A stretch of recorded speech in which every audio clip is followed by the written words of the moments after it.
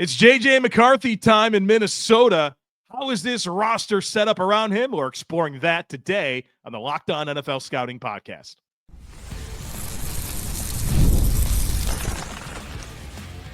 You are Locked On NFL Scouting with the Draft Dudes, your daily podcast for NFL and college football scouting.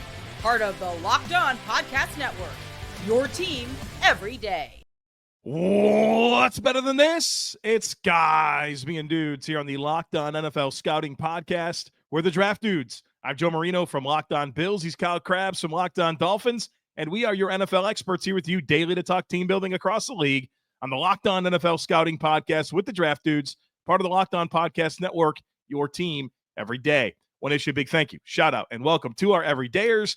Those of you who never miss a single episode, we appreciate you all being here very, very much. Today's episode is brought to you by FanDuel. Right now, new customers can get $200 in bonus bets when your first $5 bet wins. Joe, happy National NFL Schedule Release Day. Thank God. Thank God. The speculation's crazy, right? Well, yeah, here's the thing. Here's the thing I have the hard time with. After this, your next layup content window is what? I guess OTAs, but not really. You get 1 day a week, right? Right. Training camp. Yeah, camp. We're going into the great unknown. And it's good news for us on this program, but we don't just do content from this program, right? So did you see, by the way, completely changing the subject, but staying football related, did you see the picture of Nicolas Cage and Christian Bale as John Madden and Al Davis for a movie that they're doing? I did. I saw that this morning and feel like I want to watch that for sure. Yes. Christian Bale looks just like Al Davis. It's freaky. It's freaking me out. And honestly, you're not wrong. I'm looking at it right now, and not bad for Nick Cage as the young John Madden. As the young John Madden, the coach. Yeah. I look forward to that. You've heard so much great about John Madden, like the coach. I don't feel like I knew that part of him. Most I'm of excited to learn that. Our generation that knows John Madden is John Madden from the booth. Yeah. And maybe we're aging ourselves out of some folks who listen to the program who knew John Madden very well as the coach. But I think John Madden, I think the video game, and I think all those classic games that he called from the booth. It's Thanksgiving, man. The first thing I think for Madden. There's probably a lot of people listening to the show that don't really know Madden as anything other than the video game guy, right? Probably never heard him call a game. So we're not that old. Pull it up on YouTube. That young. Pull it up on YouTube. Yeah. Oh, boom. Turducken, You went for it, Kyle Krabs. You went for it. Yeah, casually though. I didn't go full send. Minnesota, our spotlight today on the show. We're looking at the Vikings roster. This is a 14-win football team, had a chance to win the North. Kind of the team that has spurred a lot of the buzz around potential reseeding of the playoffs and how some of the defined structures of playoff seeding works because of how good this team was and the amount of games that they won. And yet they were a wild card team last year after losing in week 18 to Detroit, and a team that has plenty of things to be excited about and plenty of new faces in some key places for Minnesota this year. Well, we'll start the conversation with the skill players, then we'll get into the trenches in the back seven. And Kyle and I go through each team, and we score the roster. We score every player on the roster as either a roster cornerstone player, quality starter, rookie, adequate starter, replacement level, quality depth, non-roster caliber, incomplete evaluation, or practice squad developmental player. And then there's points assigned to each position. It's all weighted. It gives us this fun formula that tells us how good the rosters are. So we're spotlighting the Vikings today. We'll begin with the skill players on offense, where this Justin Jefferson guy is probably the best receiver in the NFL. Nice running mate in Jordan Addison, who I have labeled as a quality starter, to go with Justin Jefferson as a franchise cornerstone. TJ Hawkinson come back from the injuries down the stretch, looking pretty close to TJ Hawkinson. I think he's a quality starter. They had a quality starting running back in Aaron Jones, who can still carry a ton of volume, whether that's catching or running the football.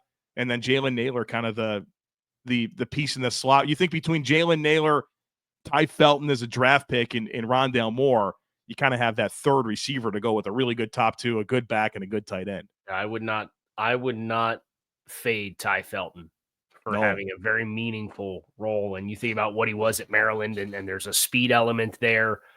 and winning from the slot and winning vertically from the slot, which Yep. I think that element mixed with kind of the twitchiness of Addison and the do-it-all nature of Justin Jefferson gives you pretty complementary opportunities to go with a back that can receive the football in Aaron Jones. And obviously you mentioned TJ Hawkinson, and let's not sleep on Josh Oliver's, the tight end too here as well, who can bring a fair amount of low ceiling, but reliability underneath as a middle of the field type target as well. So I think you look at guys that can win outside. You look at guys that can win down the field. I think you get guys that can get buckets against man coverage.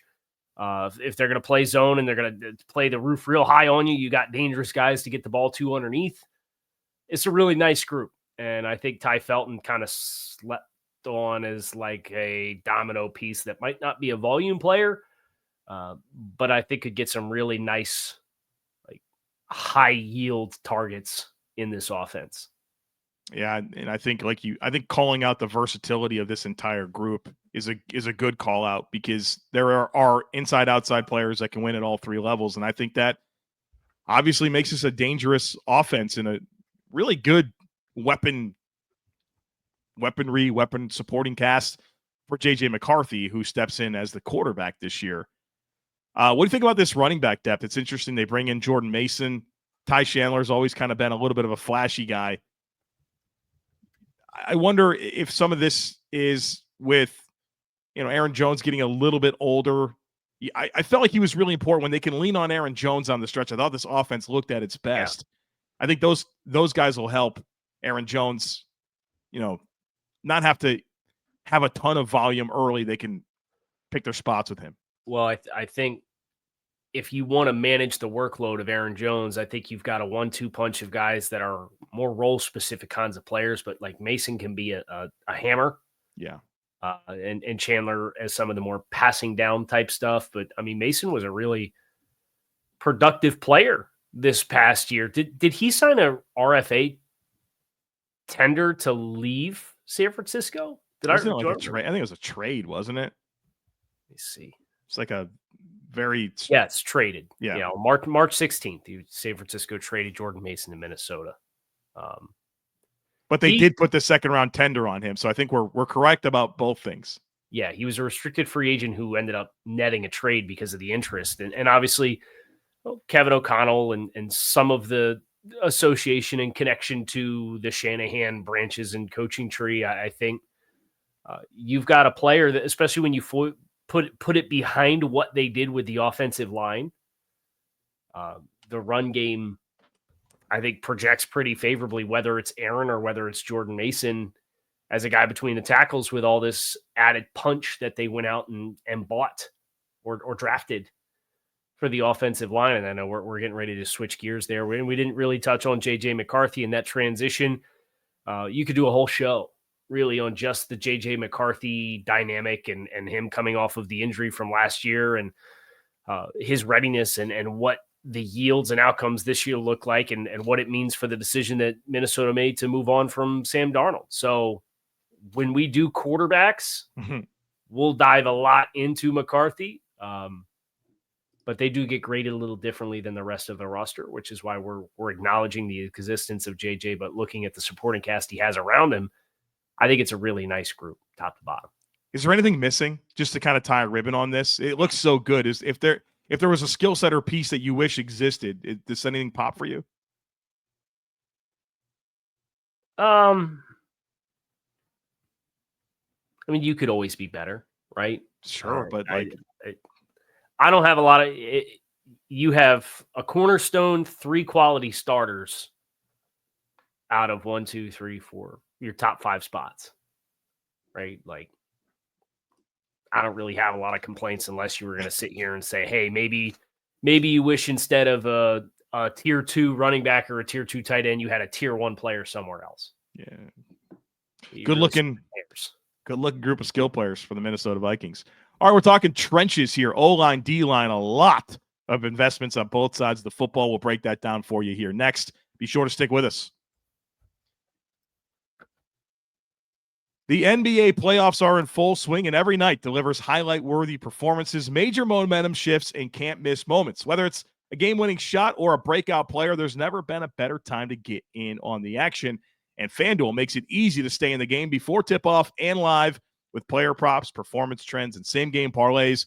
Fans have never had more ways to play smart and win big. And look, I had a little action in on the games last night, that Nuggets Thunder game. They had the spread at 10.5. I said, no way the Nuggets are going to drop this game by more than 11 points. I was right, and I won, and it made the game even more exciting, even though you knew the Thunder were going to win. It was another way to add to the excitement of playoff game, is just making sure that the Nuggets didn't lose by more than 11. It made it really fun. You could do that too and check it out. Like, if you're getting a great feel for who's heating up players, whether it's teams, you want to get in on some prop bets, it's all there for you at FanDuel. You can build the same game parlay. I got a little action on a hockey game tonight, Kyle Krabs. I've got the Florida Panthers. I've got Sam Reinhart scoring a goal.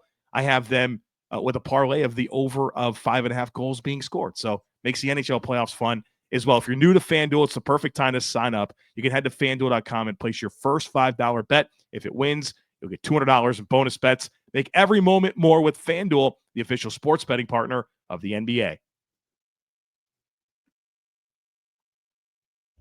All right, trenches. We spent a lot of money on Will Fries. We spent a good amount of money on Ryan Kelly. We spent a first-round draft pick on Donovan Jackson. At what point do we stop diminishing the positional value of interior offensive linemen? You can't look at what teams like the Bears and Vikings and Rams and Panthers, Chiefs have done and feel like there's much of an argument for diminishing that value. Now, look, we got some players coming off injury right here. Darrisaw, Kelly, Fries, they're all those are key pieces for this offensive line coming back off injury. I think they'll be okay. But I think that's a storyline. This group up front, I love what they did, because I think they've been a little bit dishonest about Bradbury, Ingram, and Blake Brandel and all the minutes they've had to play over the last few years. And they've certainly upgraded. Even guys like Dalton Risner, it's just like, are these the right answers? Right. He's kind of was just like a throw in. Oh, we need another body, we'll sign him. And then he's started, and he's kind of proven why he hasn't really had a great deal of market in a kind of a friendly system to play in. Right. So I have this graded: cornerstone, Darrisaw. Obviously, Jackson's a rookie. I have quality starters in Ryan Kelly and Brian O'Neill, and I have a sufficient starter in Will Fries. It's exactly how I have it graded as well. Now, I was just going to say that the bounce back for Darrisaw is huge, because I think you look at the depth of this entire unit. You mentioned Brandel and the snaps he's had to play. But for all the flowers that we just got done giving Green Bay yesterday about flexibility, I don't see that with Minnesota. Now, Donovan Jackson played tackle out of necessity last year at Ohio State. Do you want to take your first-round pick and start moving around? I hate it. No, I don't. I want him to be the left guard. So I think that's the big storyline, especially with Darrisaw coming back off of injury and Ryan Kelly being a little bit of an older player, is I think that can be an X factor for the success of this, not just this unit, but the success of this offense if they have to deal with adversity in that regard. And some teams don't, right? But some teams do. And the teams that do, how do you solve those problems? Justin School, I guess, would be the other key depth piece. He's played minutes both left and right side. That might be an important player for them. Hopefully not. Hopefully this front five is healthy all season long, because I think there's a ton of ceiling with this group. I mean, even Will Fries is an ascending player. Darrisaw, when he's on, dude, looks like a special player at left tackle. And Donovan Jackson, I think, at guard has a ton of ceiling. So I love that dynamic that exists here. Is you got a lot of established commodities here, but I think there's a lot of potential for this group to really gel and be an outstanding line. But health and that happening is going to be key. On the other side of the ball, do you have anything else for the offensive line? Nope. The other side of the ball, a couple of prominent veteran free agents that were brought in with Javon Hargrave and John Allen. To obviously go with a pre-existing nucleus that had Harrison Phillips on the inside, Andrew Van Ginkel, who got a contract extension and a pay raise this offseason, Jonathan Greenard and Dallas Turner. A lot of youth versatility on the edge, a little bit more long in the tooth, a little bit more experience. Hargrave, Allen, I don't think either one of those players I would consider to be kind of remaining on their peak. I do think they are descending talents a little bit just because of the age element of both guys, but it's a lot better than what that group looked like before. And I do think it marks a significant upgrade. And if you can play some of these guys off of each other with the guys that you have on the edge, I think you can have a two deep that's pretty effective for Minnesota and should be an upgrade over what they had last year. How much do you think Flores wants to rotate players? Because I think Allen, Phillips, Hargrave is your 3-down lineman on odd fronts.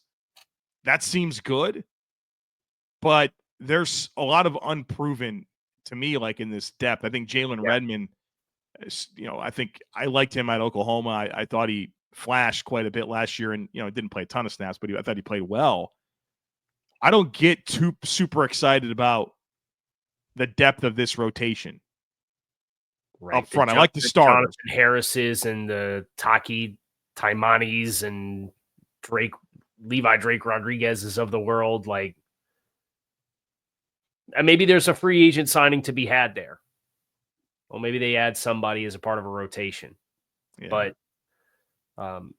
I think it's great to call out. Now, it's also a bit of a risk with John Allen and Hargrave, and Hargrave's kind of, let's be honest, the last couple of years between the injuries and the play, it hasn't been what the reputation was when he was in Philadelphia.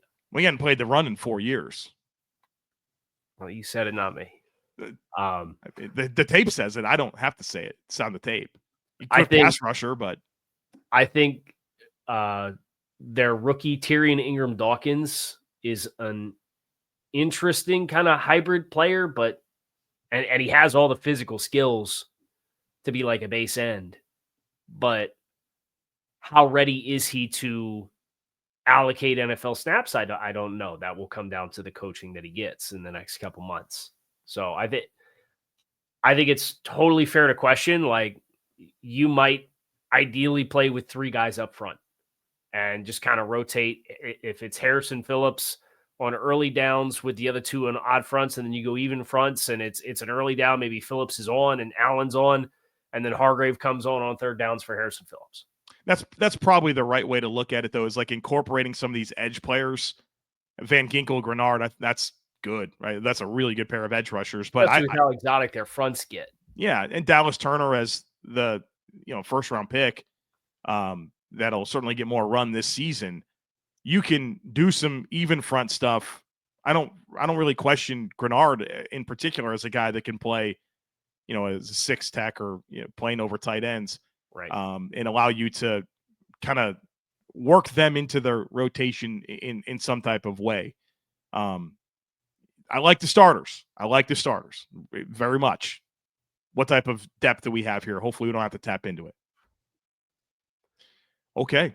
Shall we get to the back 7? Always a lot of shifting the last few years with the Vikings and their back 7. Yeah. We'll break that down for you here in just a moment. Be sure to stick with us.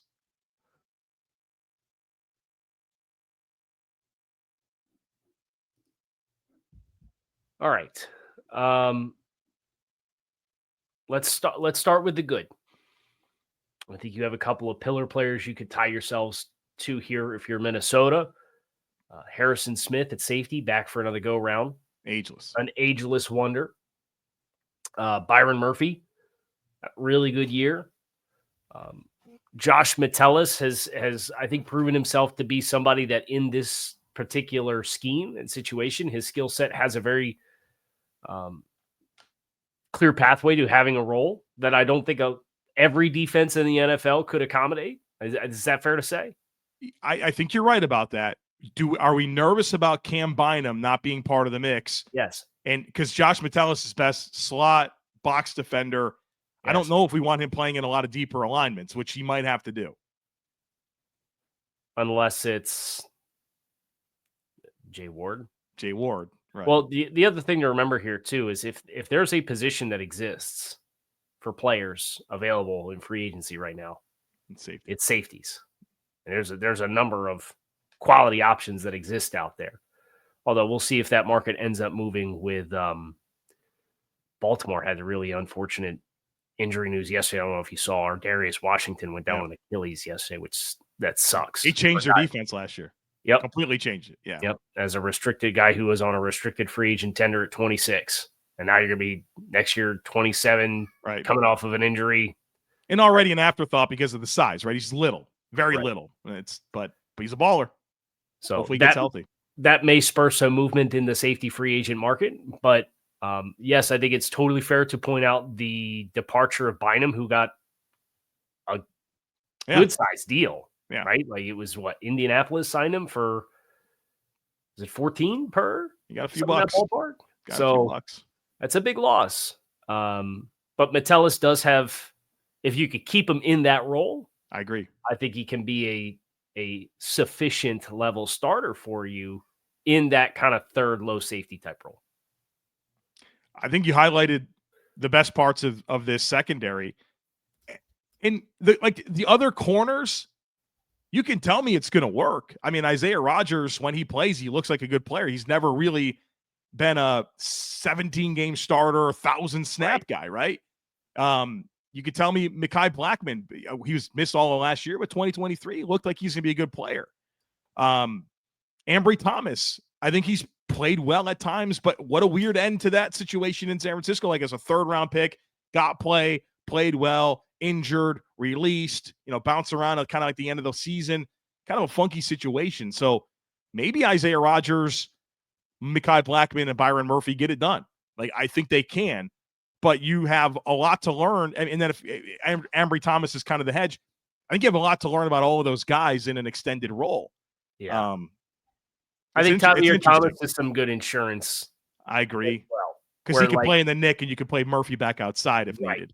I think that's kind of, if you have to play matchups, or if none of these other guys kind of emerge, I think that's your best pathway. They're all athletic. They can all play man coverage. That's right. There's a clear type here for sure. All these guys, other than maybe Rodgers, is a bit more of like the longer body type. None of these guys are super big, but man, they got the foot quickness and the hip transition and center of gravity to play in space and play in high stress, because that's what this defense does. Yeah. Maybe they'll be in the market for one of these vets out there. Linebackers, I think it's a sturdy group. I think it's a couple of guys. It's a florist group is what it is, Kyle. Well, come on. If there was a prop bet out there that you could bet that Kobe King was going to find his way to the Vikings, I would have put my entire bank account on it. Right. Ivan Pace and Kobe King in the same linebacker room. We're just looking for the next Landon Roberts and Brandon Spikes here, Well, we got him, baby. We got him. We got with these guys. Ladies and gentlemen, we got him. Now, I think Cashman, really smart football player. He's a good player. And a guy who I think he's not the splash athlete that, like, say, another one of these names in this linebacker room, Brian Asamoah, is. But I think he's so instinctual that, like, you need a player like this to tie a defense like this together. Yeah. And I think that's probably some of the inherent value that Blake Cashman brings beyond the physical attributes as of him as a player, is kind of serving as one of the maestro guys to make sure everybody's where they need to be. I think Asamoah is lost in the sauce here. A former third round pick, is entering year 4. It doesn't feel like we're treading in the right direction, but I think he wasn't drafted for Flores' defense either, right? He's not a very clean fit. So that might be a next team guy. I like them a little bit coming out of Oklahoma, but I don't know about this, especially bringing in a vet like Eric Wilson to give yourself even more depth there. I think we can count him out. Man, you could tell me that they could go with, if Ivan Pace missed any time, I don't know that Kobe King would be a drop off at all. Just for that role. Just for that role, and to trigger downhill and to fit the run. And he's the best block deconstructing Like, not only can he be a plug, like he can get off the blocks and make the plays. You have him play behind Harrison Phillips and John Allen, Jonathan Greenard. There's gonna be some car crashes on the field, man. And then you got Van Ginkel, who can play off the ball. I think that they did a really nice job with the names that they added between Allen, Hargrave, to go with what they've had to really give themselves a lot of protections to keep the ambiguity of their fronts. And we're talking about one heck of a defense last year. They were 3rd in EPA, 7th against the pass, #1 against the run. They got better. Their personnel's better. And they played the Lions twice. They played the Packers twice. Yeah. I mean, they played a good schedule last year too. Yeah.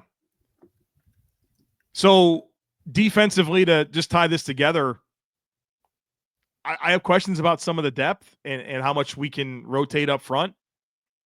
But I also, like,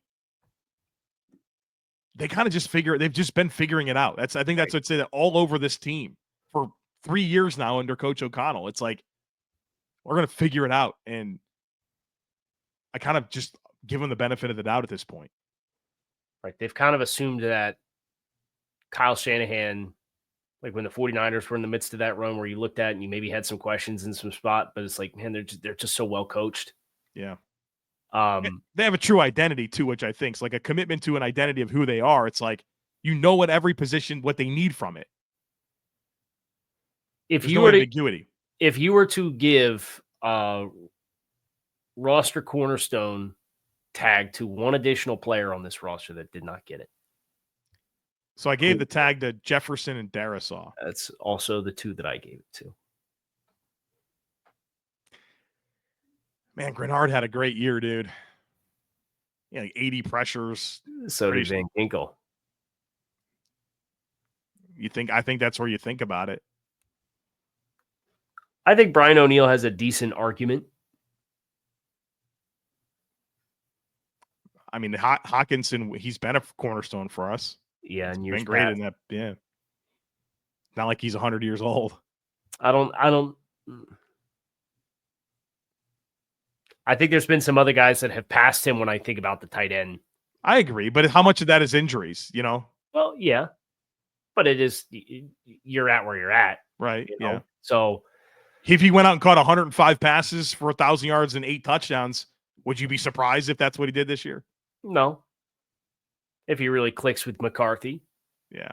And maybe we're a breakout season from Dallas Turner or Jordan Addison away from having those guys be answers. I think that's the exciting thing about where this roster's at is they got some young guys too that are ascending players. That contract choice with Addison's going to be fascinating, what they do with him. Well, the precedent's been set, right? We've seen you can pay 2 receivers. But come on, Addison's had some trouble too, Well, it makes you think about it. Yes, it does. Maybe you have some protections in the language there, and you also have McCarthy on a rookie contract. So it'll be really fascinating to see how it all plays out. But this is a team that should have big aspirations after what they were last year. And I think they should have no reason to think they can't maybe not win 14 games. I don't think I'd bet any team to win 14 games just because of the unpredictable nature of the league. But double-digit wins and potential division title and potential playoff push if everything goes right. Well, that's all on the table for this team, and they have a lot of quality starters or better at their disposal when you're looking at the roster. So Vikings fans should have plenty of reason to be hopeful that maybe the breakthrough happens this year. Now, tomorrow on the show, we're getting into the Detroit Lions. It's going to be Thursday this week already, which is crazy to me. But we're going to finish the NFC North, do a deep dive on that roster as we finish the first week of what will be 8 here on Locked On NFL Scouting, looking at each one of these rosters, doing a deep dive into the players involved and the roster composition. And then once we get closer to training camp, we'll look at coaching staffs and quarterbacks across the league through that individual lens. And there's a lot of great stuff coming this summer. I hope you guys hit subscribe, follow along. We hope to see you all again tomorrow for the Lions. Kyle Krabs, Joe Marino, we are out of here. Talk to you all again soon.